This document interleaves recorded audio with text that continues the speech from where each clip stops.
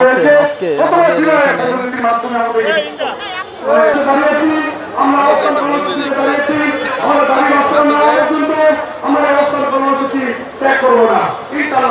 আপনারা প্রত্যেকের মুসলমান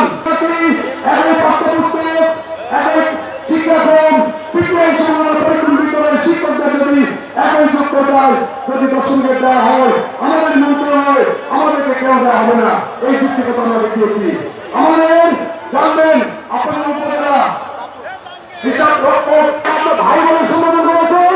এই পদোন্নতি পাওয়ার পর মন্ত্রী অন্তর হওয়ার কারণে তাকে প্রোটোকলের কারণে আপনাকে ভার বলতে হচ্ছে। তারা 14তম গেট থেকে 10ম গেটে আসতেছে।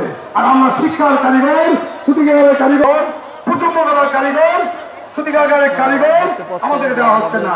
আজকে অন্তর্বর্তীকালীন সরকারের কাছে আহ্বান, আপনি বৈষম্য নিরসনের জন্য আপনার এই সরকার গঠিত হয়েছে। নোবেল বিজয়ী ডক্টর মোহাম্মদ ইউনূস স্যারের কাছে আমাদের দাবি, আপনি একজন অধ্যাপক, আপনার সময়কালীনে আপনার সময়ে আমরা শিক্ষকরা কেন শহীদ মিনারে ফজল এসে রোডের মধ্যে দাঁড়িয়ে আছি? আপনি দয়া করে